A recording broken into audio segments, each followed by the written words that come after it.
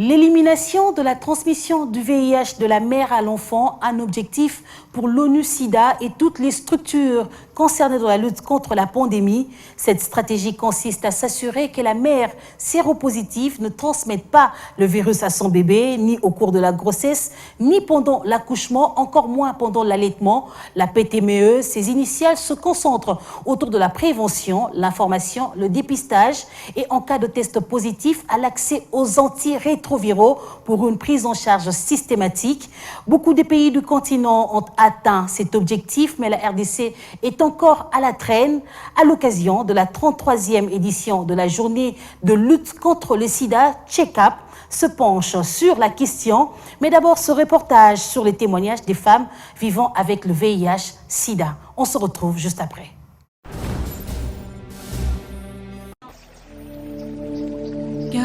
Après, le sida demeure une maladie honteuse. Les personnes atteintes ne peuvent l'affirmer par peur d'être victimes de discrimination ou carrément d'être rejetées. 4 décennies de lutte, mais la menace reste encore dominante dans le monde. En RDC, malgré les avancées enregistrées, il y a encore du chemin à parcourir, notamment dans l'élimination de la transmission mère et enfant. De nombreux enfants naissent encore contaminés dans le pays. Une situation causée entre autres par une faible couverture en service de PTME. Sur 17 000 maternités, seuls 5 000 sites organisent la PTME. Blandine est une personne vivant avec le VIH. Âgée de 36 ans, elle est mère de 4 enfants. Elle était au courant de son statut après l'accouchement de son deuxième enfant qui était tout le temps malade. nayebaki te basalaka biso examen ya VIH-Sida te ezalaki na 2007 basalaki biso te ntango mwana botami après 3 mois mwana bandi kochanger akomosa bafièvre na mutu tosalisi ezosila te ti mwana akomi kobelabela titititi ekosalaki o aza tibi bapesi kisi pendant 10 jours ekitaka fièvre mais fièvre nezalaki ya komata nde osala mami na kalembeleme ndenge bayaki kochanger bayaki kosala test ya VIH bayaki kokutana nga na mwana tozatant. Il faut découvrir le problème à partir de 6 mois. À 6 mois déjà, ça qui tard. Je mélange qui m'a belle, na miliki, na maï.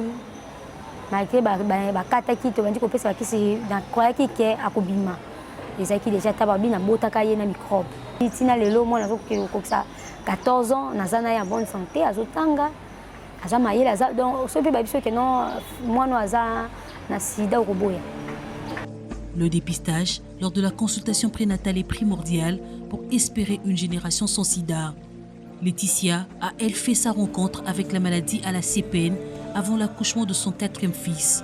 Traumatisée, quand les sages-femmes lui ont annoncé son statut, elle avait refusé de prendre des antirétroviraux. Et malheureusement, son enfant est atteint. Pendant que na bota ki liboso statut na na yeba ki ngote bien que na zaki na VIH mais ezala na ngope mona pe bimi na ngote.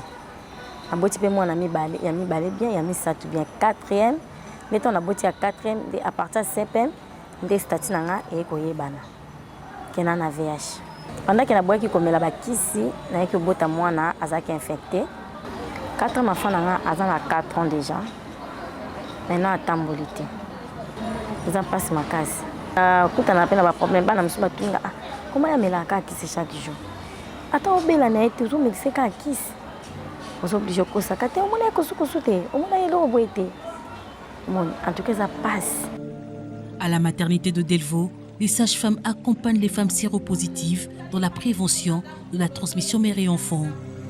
Il y a d'autres femmes qui ont des difficultés pour accepter leur statut parce que c'est pour la première fois de dire à quelqu'un vous avez le microbe de VIH. Donc, la femme est un peu émotionnée, elle ne sait pas contrôler. Il y a d'autres femmes qui sont des négligentes. Donc, elle ne prend pas bien les médicaments et puis la charge virale est élevée et puis elle rentre à la maison, elle ne donne pas le bébé le médicament et puis l'enfant est infecté. Mais sur 99% des femmes sont vraiment bien suivies et puis leur bébé n'est pas infecté. Ça capacité na sero ignorant oye bisaye aibi monde wana te monité te ka mono ndo ka ko beta panjo susango comme ils discriminés ce que na to ba famille pauvre ce que lingi mobile ndozwi so lingi mobile to zwa te ko la na projet to zalier le HPP ba kisi mingi za moko somba ba examen même surtout ça na mbongo Supposons nga mobala abandonner à cause de sérologie. Bien tout ça ba exposé pour présenter ba microbe moko le ko ya brisque ya boipimio. Il faut ba antibiotique à makasi ba antibiotique exact. Tout ça on a ba moyen tisco yo et comme ali sous somba kisi ko lia wapi. C'est que chaque année on doit faire ebele. Peto ya VIH ba no mataka. Si certaines femmes découvrent leur statut lors de la CPN, Julie est au courant de sa situation depuis ses 14 ans. Elle prend correctement ses antirétroviraux et est mère de 2 enfants séronégatifs. Julie a aujourd'hui 30 ans et vit une relation amoureuse épanouie. Moi, j'ai 8 ans, j'ai 5 ans. C'est bien, c'est normal. Donc, quand je suis je continue à kiss. Bon, ils ont miracle, ils ont caca, donc ils respecter les normes de mon ceux qui n'ont zémi, ils peuvent kiss, ils peuvent kiss air boy. Ils respecter quand même la kiss normal. Na CPN na CPN normal air au bota pena okepe ko bota normal ni batasa bota kana sinele ka munga ngwa ibika ibika na kina za boy pona ke ko batela mwana wana mobali na ngapa mila kiste utandima ngota ba ona mona ngeza lokuta andima ngota pa asa test kuma mida ko mobenga na asa sa ba test so ba iba sa test zata bia andima malade de lokuta donc andima na ngote. Selon le baromètre analytique du VIH en RDC, la proportion des femmes vivant avec le VIH testées séropositives et ayant reçu les antirétroviraux pour prévenir la transmission mère et enfant du VIH a stagné légèrement en dessous de 40% ces 4 dernières années. Il faut des efforts additionnels pour assurer un accès universel des femmes enceintes à la CPN, indispensable pour donner à la RDC la chance de réaliser l'objectif d'une génération sans sida d'ici 2030.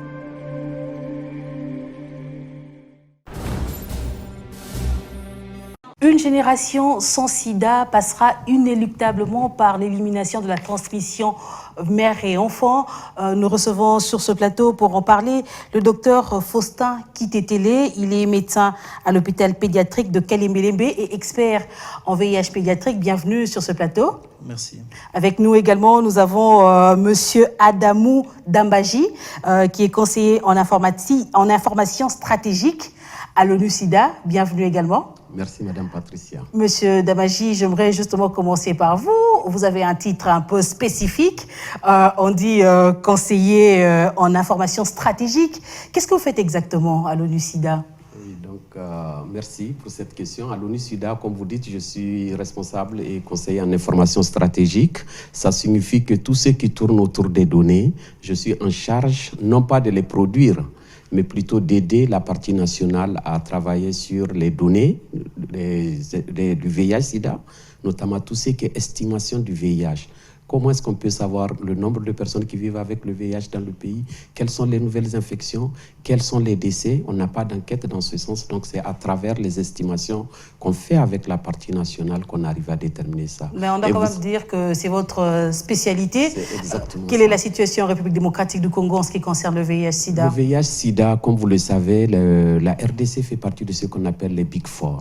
Les Big Four, c'est 4 pays, la RDC, le Nigeria, le Cameroun et la Côte d'Ivoire. Ces 4 pays, à eux seuls, regroupent plus de 2 tiers des personnes qui vivent avec le VIH. C'est pour cela qu'il est important de s'intéresser à ces 4 pays dans la RDC. Pour la RDC, de manière spécifique, on a environ 510 000 personnes qui vivent avec le VIH-Sida en 2020. C'est une estimation de l'ONU-SIDA sur la base de données qui sont à notre disposition. Donc sur ces 510 000 personnes, on a 310 000 femmes. Ça veut dire que sur 3 personnes vivant avec le VIH en RDC, 2 sont des femmes. Donc vous comprenez la féminisation de cette maladie, pandémie au niveau de la RDC. Mais aussi, on a 71 000 enfants qui vivent avec le VIH. Cet aspect-là des femmes et des enfants nous intéresse. Nous allons justement, au cours de cette émission, parler de la prévention, la transmission du VIH chez la mère à l'enfant. Mais moi, j'aimerais quand même rester sur ces chiffres qui doivent quand même nous interpeller tous. L'ONU-SIDA espère mettre fin au sida d'ici 2030. 2030, c'est quand même dans une dizaine d'années, je dirais même moins de 10 ans. Est-ce que vous pensez que c'est possible avec ces chiffres que vous venez de présenter? L'espoir est permis. En 2015, on espérait mettre, en 2015, oui, on espérait mettre 15 millions de personnes sous traitement. Tout le monde pensait que c'était un rêve, c'était une chimère. Avant la fin, 2 mois avant, on avait dépassé les 15 millions de personnes sous traitement. Donc pour moi, mettre fin au VIH-Sida comme problème de santé de façon générale, pas mettre fin complètement au VIH. Il y aura des personnes qui vivent avec le VIH. On espère qu'ils vivront très longtemps aussi. Donc on veut que ça devienne un phénomène de santé naturelle comme toute autre maladie. Donc on espère et on a l'espoir que d'ici 2030, on pourra mettre fin au VIH. Et surtout que maintenant, actuellement, je dirais, le VIH est comme une maladie chronique. Exact. C'est un peu comme le paludisme, un peu comme toute autre maladie. Tout à fait. On est malade, on prend des médicaments et exactement. On a une expérience de vie, je dirais, normale. Tout à fait. Je me permets de faire un parallèle juste avec une intervention que j'ai eue à Radio Okapi le 1er décembre. Et il m'a été posé cette question-là par rapport au VIH. Pourquoi on n'en parle pas tant comme avant? J'ai dit, l'objectif pour nous, c'est de faire en sorte qu'on oublie même qu'elle devienne, comme l'exemple que vous venez de dire, comme le paludisme, que ça devienne un problème de santé publique.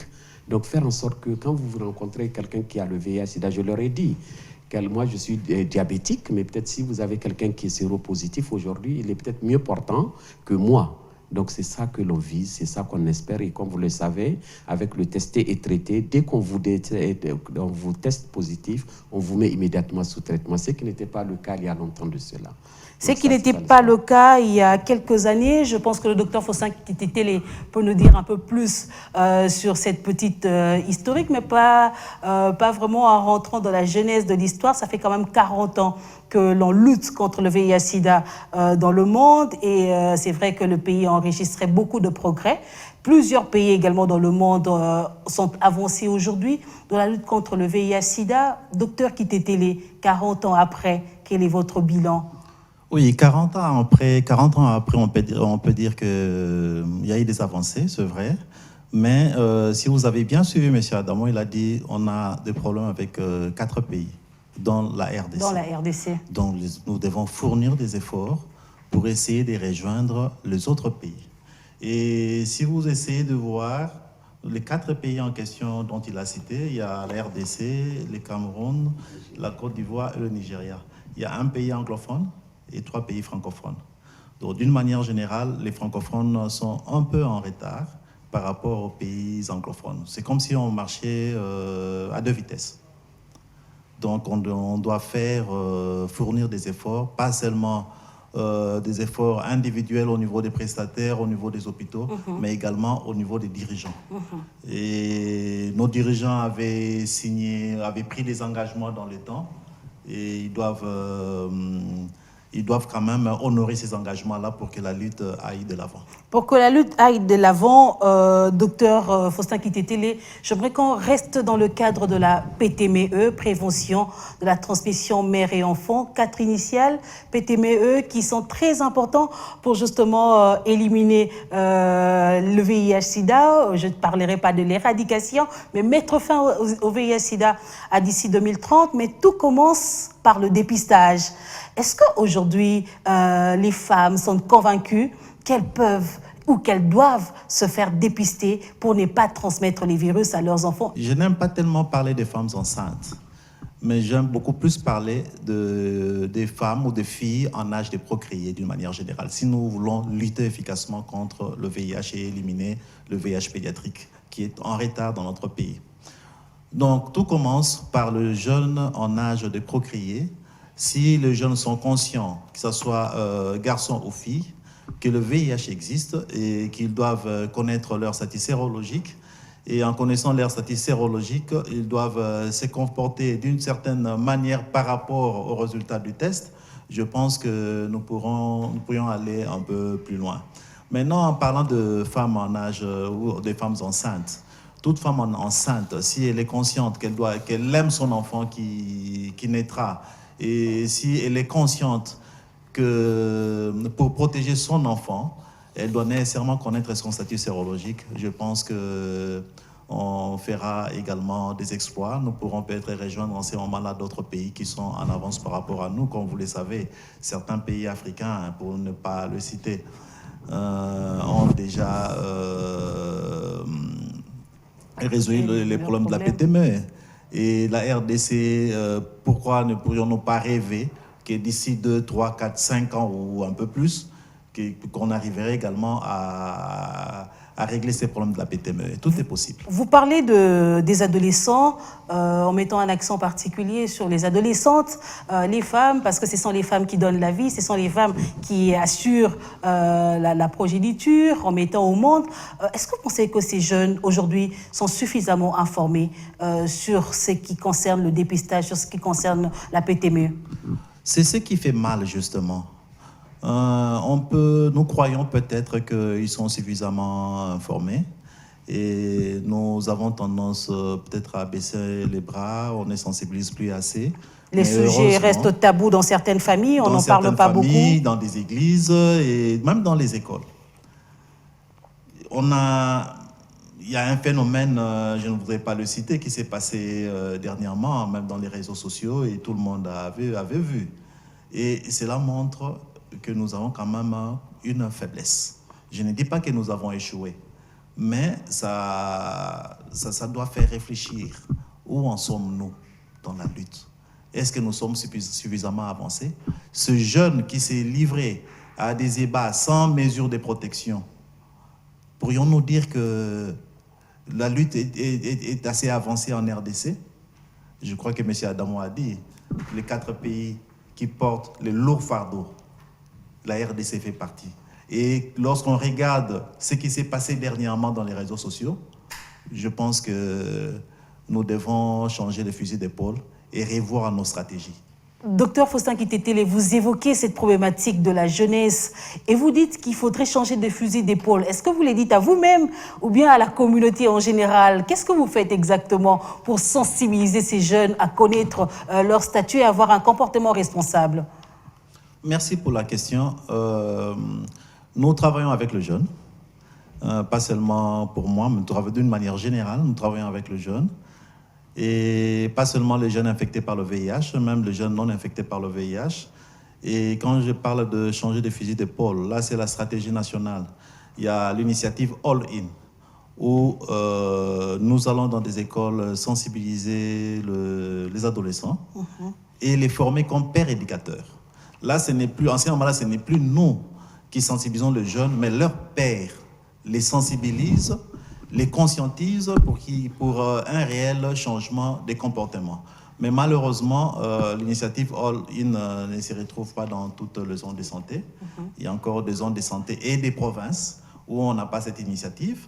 Nous pensons qu'avec un peu plus de moyens, avec l'effort de tous, si nous nous engageons tous dans All In, avec tous les partenaires, avec l'État bien sûr, avec le gouvernement, nous pourrions arriver à sensibiliser le plus de jeunes possible et changer le comportement de nos jeunes. Les jeunes ont besoin de modèles. Est-ce que on a vraiment de vrais modèles à suivre du point de vue comportement sexuel et autres dans notre pays? Si ça existe, prenons ces modèles comme leaders pour sensibiliser les jeunes. Professeur Kitetele, docteur Kitetele, je préfère qu'on garde le titre de docteur sur ce plateau de check-up. Dites-nous un peu, est-ce que les femmes en général sont informées et savent qu'aujourd'hui, même si elles sont séropositives, elles peuvent donner naissance à un enfant séronégatif? Est-ce que les femmes sont au courant de cela? Parce qu'on a quand même remarqué qu'il y a beaucoup de femmes aujourd'hui qui connaissent leur statut et se cachent et qui ne veulent pas en parler. Il y a de ces femmes aujourd'hui, lorsqu'elles veulent accoucher, ne préfèrent pas aller dans les hôpitaux publics, préfèrent aller dans le privé parce qu'ils savent que dans le privé, on va peut-être pas faire certains examens et donc leur statut sérologique va être caché et personne n'en sera informé. Et puis après, des problèmes vont se venir. Est-ce qu'aujourd'hui, les femmes savent qu'elles, même si elles sont séropositives, elles peuvent donner naissance à un enfant séronégatif? Les femmes le savent, peut-être certaines ne le savent pas, mais je pense qu'elles doivent être minoritaires. Mais la majorité des femmes ou des filles sont au courant que lorsqu'on est infecté, on peut avoir un enfant non infecté. Aujourd'hui, avec les médicaments que nous donnons, avec le test and treat, comme M. Adamo venait de le dire, ça réduit sensiblement la charge virale et on peut avoir un enfant non infecté. Mais le problème n'est pas là. Le problème n'est pas de savoir. Le grand problème, pourquoi pourquoi ces femmes ou ces jeunes filles préfèrent vivre dans la clandestinité. C'est ça le grand problème. À cause de la discrimination, le rejet de la société. Pourquoi il y a la discrimination? Ce sont les représentations communautaires négatives qui sont à la base de cette discrimination-là et qui font que les femmes préfèrent vivre dans la clandestinité. Donc nous devons faire un effort, nous devons arriver à expliquer à la population ce qu'est le VIH. Parce que les gens ont une définition, une vision erronée, une façon erronée de considérer, de voir le VIH. Donc nous devons arriver à expliquer. Si le VIH a une connotation négative, c'est tout simplement partie de la genèse même du VIH. Là, nous devons remonter dans 40 ans. Et on avait présenté le VIH d'une manière négative et on n'a pas déconstruit ce qu'on avait construit dans le temps et c'est resté comme tel. Et les gens ont peur du VIH. Mais est-ce que vous ne pensez pas, je veux revenir à M. Adamo, qui est de l'ONU-SIDA, vous ne pensez pas que c'est aussi votre rôle, toute une organisation des Nations Unies pour justement lutter contre le VIH-SIDA, pour accompagner les organisations nationales justement dans ce combat de la lutte contre le VIH-SIDA? Est-ce que vous ne pensez pas que c'est aussi votre rôle de déconstruire cette image négative qui a été faite, ou je dirais construite au début, à la genèse même de cette pandémie? Merci Patricia, et je pense, merci docteur, vous avez déjà effleuré la question. Un des aspects les plus importants et qui est un frein aussi à cette réponse nationale, ce sont les us et coutumes, ce sont les tabous, ce sont des pratiques ancestrales. Et comme vous le savez comme moi, c'est culturel, parfois c'est beaucoup plus difficile à lever que quand il s'agit peut-être d'une maladie pour la soigner. Donc ça c'est quelque chose, on doit s'attaquer à ça très rapidement et on doit tout faire pour que on continue le combat dans ce sens-là pour lever ces barrières et permettre à tout le monde d'accéder au traitement. Pour revenir à votre question, en tant que Nations Unies, donc l'initiative All-In dont parlait Dr Faustin tout à l'heure, en fait provient de l'UNICEF et de l'ONU-SIDA à l'origine. Donc c'est clair que là, je pense que c'est 8 provinces seulement sur 26 qui en bénéficient, je ne sais pas, le docteur peut me corriger, qui en bénéficient sur l'ensemble de la RDC, qui est un semi-continent. Et avec chacune des provinces qui représentent des pays, on dit il y a des provinces qui représentent 2 fois la Belgique. Donc vous voyez bien que le problème est encore tout autre comparé à d'autres pays. Mais même ailleurs, il y a ce problème. Je vais juste faire aussi allusion par rapport aux femmes, pourquoi certaines se cachent. Il y a certaines contrées, pas forcément en RDC, où dès qu'un homme sait que la femme est séropositive, il la répudie. Il y a beaucoup de bonnes pratiques que moi j'ai découvert même ici en RDC et je pense qu'ils méritent d'être portés à l'échelle. Je m'en vais pour exemple, mais le docteur pourra me compléter, c'est sa spécialité, c'est les mères mentors. Elles vivent dans la communauté parce qu'on ne peut pas arriver sans que la communauté soit suffisamment impliquée. Comme on l'a vu, il y a beaucoup de déperditions. Quand vous prenez la première CPN, beaucoup de femmes sont là, elles sont testées. Après, elles disparaissent dans la nature. En 2020, il y a eu 30% de déperdition de femmes qu'on n'arrive pas à suivre. Ça veut dire qu'on ne suit pas aussi leurs enfants. Donc, ce qui fait que de ce côté, il y a un travail important de mettre en place un système. À partir du moment où la femme vient à la première CPN, qu'elle est testée positive, il va falloir faire en sorte qu'elle reste dans le continuum de soins. Et à ce niveau, il faudrait impliquer les communautaires. Ça, c'est un aspect assez important pour qu'ils puissent le faire. Il faudrait impliquer les maris. Et c'est là où la CPN Papa, qui est aussi un exemple qu'on a même documenté au niveau de l'ONU-SIDA fait. L'ONU-SIDA fait des plaidoyers assez importants en lien avec cela. Parce qu'on sait que, et comme vous le savez, la nouvelle stratégie de l'ONU-SIDA, bon, je sais qu'on en parlera peut-être après, c'est mettre fin aux inégalités pour espérer mettre fin au VIH-SIDA. Parce que sans lever les inégalités, et tout ce que j'ai dit qui est tabou et autres, ce sont aussi des inégalités vis-à-vis des femmes, vis-à-vis surtout des enfants qui ne savent même pas, eux n'ont pas demandé à venir au monde, on les a fait naître. Donc c'est une inégalité vis-à-vis de ces gens. Donc il faut qu'on mette fin à ces inégalités et tous nos chefs d'État se sont engagés pour mettre fin à ces inégalités. On espère, avec tout ce qui est qui sera mis en branle pour mettre en œuvre cette stratégie, qu'on peut arriver à lever le maximum de barrières qui freinent cet aspect et permettent à toutes les femmes de vivre leur séropositivité, comme on dit, de manière positive. Monsieur Adamo, mettre fin aux inégalités, s'engager sur la bonne voie pour espérer mettre fin au VIH-Sida. Moi, j'ajoute espérer mettre fin au VIH-Sida à d'ici 2030. Lorsque vous dites mettre fin aux inégalités, qu'est-ce que vous attendez concrètement, je dirais, au gouvernement, je dirais aux autorités, par exemple, de la RDC par rapport à la situation de notre pays? D'accord. Donc, je voulais juste rappeler que la RDC, à un niveau très élevé, vous le savez autant que moi, avec le chef de l'État, a joué un rôle pour double casquette. Un premier cas, en tant que président de la RDC, il s'est engagé par rapport à la nouvelle stratégie. Deuxièmement, c'est lui qui a porté la position commune de l'Union africaine, de l'ensemble des pays, et qui l'a lu au niveau de la tribune des Nations Unies. Donc ça devient une double responsabilité pour la RDC, au-delà du pays, d'aller aussi pour les autres pays qui sont... Nous espérons que cela va se traduire également dans les actes et ça va nous aider d'ici 2025, avant d'arriver à 2030, de faire une évaluation. Voilà, tout à fait, on le fera. Donc pour revenir à votre question sur comment on compte les inégalités, qu'est-ce qu'on entend par ça? C'est toutes ces différences qu'on a vues. Et je vais vous donner des chiffres parce que je n'ai pas eu le temps de le dire tout à l'heure. On a 75% de personnes sur les 510 000 dont j'ai parlé qui connaissent leur statut. Donc 14% sont sous ARV. Donc si vous prenez 75% qui connaissent leur statut, 14% qui sont sous ARV, on est à 98%. C'est là où on a parlé du testé et traité. Donc il y a 98% de ceux qui connaissent leur statut qui sont déjà sous traitement. Donc de ce côté, il n'y a pas de problème. Il nous reste, comme on dit, le dernier mail, les 25%. Il faut les retrouver. C'est peut-être parmi les perdus de vue qui se connaissent déjà positifs mais qui se cachent. Mais il faut les retrouver pour les remettre dans les soins. Ça c'est un des aspects.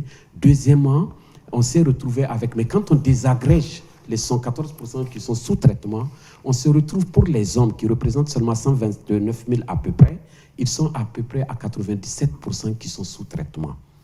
Les femmes sont à 114%, alors qu'elles sont les plus nombreuses. J'ai dit 2 personnes vivant avec le VIH sur 3 sont des femmes. Les enfants, malheureusement, et ça c'est la spécialité de Dr Faustin, sont à 31% en fin 2020. 31% seulement des enfants qui sont séropositifs sont sous traitement. Donc l'une des inégalités, c'est celle-là. Donc comment on compte lutter, c'est avec la nouvelle stratégie. Un des premiers axes, peut-être je parle beaucoup, ça va. Un des premiers axes, c'est faire en sorte qu'il y ait un accès équitable de tous aux différents services VIH. Le deuxième aspect, c'est vraiment la riposte communautaire. Faire en sorte que les communautaires soient impliqués à travers donc, le respect des droits humains, l'égalité du genre, et faire en sorte que, dernière position, donc l'axe stratégique, c'est faire en sorte que la riposte soit financée. Parce que sans argent, on ne peut pas aller loin. Donc il faudrait que l'on puisse mobiliser davantage de ressources. Ça devient difficile pour les ressources externes. Je rappelle que pour le cas de la RDC, on dépend à 84-85% de l'aide extérieure pour la lutte contre le VIH. On dépend de l'aide extérieure pour la lutte contre le VIH. Monsieur Amadou, vous n'allez peut-être pas me contredire, ni le docteur Faustin Kitete. On peut parler d'une kyrielle des bailleurs. On a le PEPFAR, on a l'ONU-SIDA, on a plusieurs organisations. On a Bill et Melinda Gates, on a Elisabeth Glaser. On a tellement des partenaires autour du VIH-Sida. Donc on va dire que ce n'est pas un problème de moyens. L'argent est disponible, mais est-ce que la gestion de ces fonds sont, je dirais, équitables en République démocratique du Congo? D'accord. Donc pour cette question, je ne pourrais pas répondre directement parce que je ne suis pas spécialiste en matière d'audit, je suis spécialiste en information stratégique. Mais ce que je sais, le pays a fait plusieurs exercices de ce qu'on appelle le REDES. C'est tout ce qui est ressources et dépenses en matière de sida. Ça s'appelle NASA en anglais. Ça nous permet, avec le recul, de voir l'argent qu'on a reçu, comme vous venez de dire, des différents bailleurs, et qui est important, comme j'ai dit, et comment est-ce qu'il est utilisé? Vous me suivez? Donc, comment est-ce qu'il est utilisé? Dans ces conditions, on se rend compte qu'il n'y a pas une optimisation de l'allocation des ressources. Ça, pour ça, je peux le dire parce qu'il y a des études qui sont liées à mon domaine de travail que je peux avancer. Mais pour ce qui est de est-ce que c'est bien utilisé, je suis désolé. Peut-être, je ne sais pas si le Dr Faustin a une réponse peut-être directe. Mais ce qui est sûr, il faut optimiser le peu de ressources qu'on a. Vous avez vu, la Covid est passée par là, on a diminué encore. Mais le peu qu'on a, il faudrait qu'on puisse optimiser ça pour une meilleure allocation des ressources et un meilleur résultat. Docteur Kitetele, si j'ai bonne mémoire, sur 1700 ou 1600 maternités que dispose la République démocratique du Congo, seuls 5000 sites pratiquent la PTME, docteur, et là c'est dans les grandes villes, je dirais, est-ce que vous pensez que c'est possible d'arriver à l'élimination de la transmission mère et enfant? Je voulais rectifier, c'est environ, on est dans les 17 000 17 000 maternités. À peu près 5 000 pratiquent la PTME. Tout est possible. C'est question de volonté, je pense. S'il y a l'engagement, il y a la volonté, il y a le moyen, nous pourrions y arriver. Ce n'est pas par hasard que certains pays ont pu implémenter la PTME à 100% et arriver pratiquement à éradiquer l'infection à VIH chez les enfants. Est-ce que vous trouvez normal qu'en plein 21e siècle, 40 ans après, qu'une femme séropositive puisse encore donner naissance à un enfant infecté? Je ne pourrais pas dire que c'est impossible ou possible. Mais est-ce si normal? je trouve ça normal ou anormal, tout est question de moyens. En Europe, par exemple, l'Occident a été en avance. C'était normal. Moi, quand j'allais faire mes formations en Europe, il y a 15 ans, les taux de transmission étaient déjà inférieurs à 2%. Ils ont le moyen. Et nous, on était au-delà des 30%. Mais si on regarde aujourd'hui, nous sommes autour de 5%. Donc, il y a quand même des efforts qui ont été fournis. Nous devons les reconnaître. Mais j'aimerais justement qu'on parle, avant de finir cette émission, qu'on parle justement de la prise en charge des femmes séropositives. Comment ça se passe? Quand est-ce qu'une femme peut-elle contaminer son enfant? Est-ce que c'est pendant la grossesse, pendant l'accouchement, pendant l'allaitement? Comment ça se passe exactement, docteur? Bon, une femme infectée peut transmettre le virus à son enfant pendant la grossesse, vers la fin de la grossesse le plus souvent, mais le pourcentage est faible. Mais la transmission s'est fait beaucoup plus lors de l'accouchement. Puisque lors de l'accouchement, la traversée de l'enfant à travers les tractus génitales de la femme n'a pas toujours été aisée. L'enfant peut contracter de petites blessures, invisibles à l'œil nu, mais les blessures sont présentes.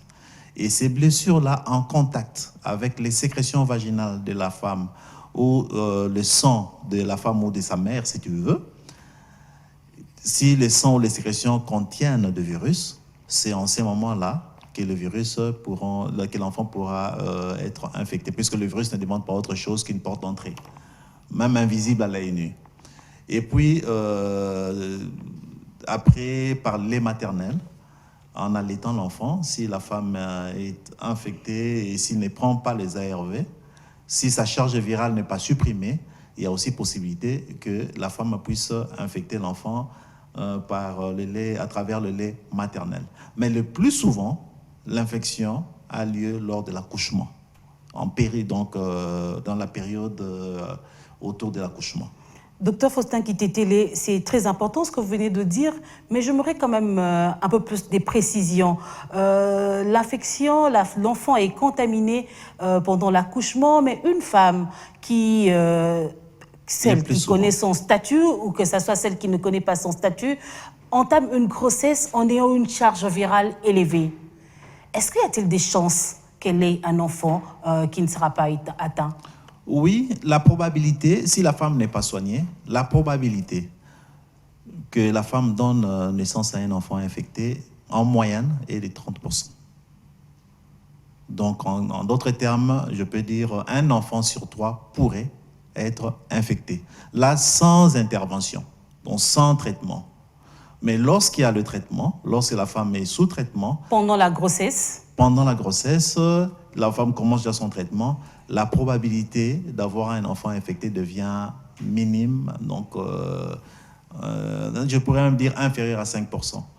Dans notre pays, nous sommes encore autour de 5 à 6%, mais dans d'autres pays, c'est quasiment nul. Aujourd'hui, on a remarqué que beaucoup de femmes connaissent leur statut lorsqu'elles partent à la CPN, lors des consultations prénatales. C'est là qu'elles sont informées de leur statut. Est-ce qu'on va dire que le suivi se fait correctement, la prise en charge suit immédiatement en République démocratique du Congo? Oui, la prise en charge suit immédiatement. La preuve est là. On était autour des 30 ou au-delà de transmission, mais aujourd'hui, nous sommes autour de 5%. Donc, cela veut dire que les femmes sont correctement suivies. Mais comme je disais, il y a encore des efforts qui doivent être fournis. Parce que certaines femmes arrivent à la maternité en retard.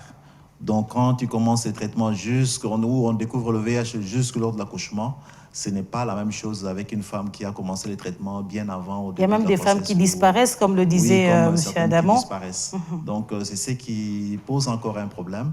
Comme on avait dit, nous devons lutter contre la discrimination qui peut faire que les femmes ne se présentent plus dans les maternités et disparaissent comme ça pour aller accoucher dans la clandestinité. Aujourd'hui, avec les avancées scientifiques, Dr Faustin Kitete, est-ce que vous pouvez rassurer aux femmes, vous en tant que médecin, qu'ils ont une espérance de vie normale, mais aussi leurs enfants? Oui, en prenant correctement les traitements, l'espérance de vie d'une personne infectée par le VIH n'est pas différente d'une personne non infectée, à condition que la personne infectée prenne correctement son traitement. Les enfants, hier, il n'y avait pas de traitement pour les enfants au début du VIH. Ce n'est qu'avec le temps qu'on a pu avoir les traitements pédiatriques.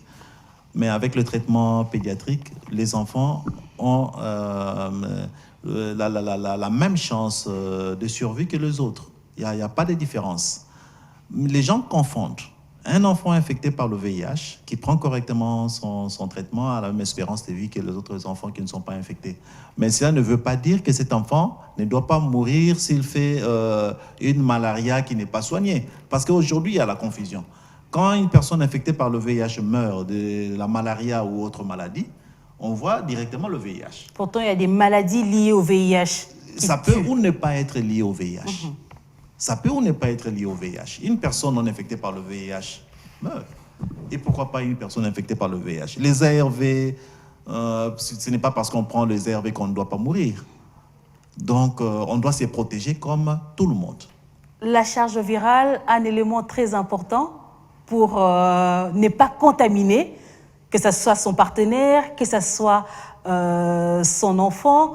Là, je parle de la femme, parce que nous sommes dans le cadre de la PTME. Docteur Kitetele, est-ce que lorsque votre charge virale est indétectable ou supprimée, on va parler de la guérison?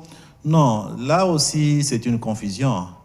Comme je suivais une fois à la télévision, on a montré les bons d'examen d'une dame qui avait une charge virale indétectable. On a dit qu'elle était guérie. Non. Quand on est infecté par le VIH, c'est comme si on était infecté par le virus de l'hépatite B. On ne guérit pas. On est porteuse du virus du VIH. La charge virale devient indétectable lorsque la personne prend correctement son traitement. C'est-à-dire, lorsqu'on fait les dosages, la machine, parlons en termes simples pour que les gens comprennent, la machine qui est censée doser la quantité de virus dans le sang n'arrive pas à détecter, à trouver les virus d'une manière simple. Donc, en ce moment-là, on dit que la charge virale est indétectable. Mais cela ne veut pas dire qu'il n'y a pas de virus. Cela veut dire tout simplement que les virus existent, mais dans une quantité tellement infime que la machine n'arrive pas à les détecter.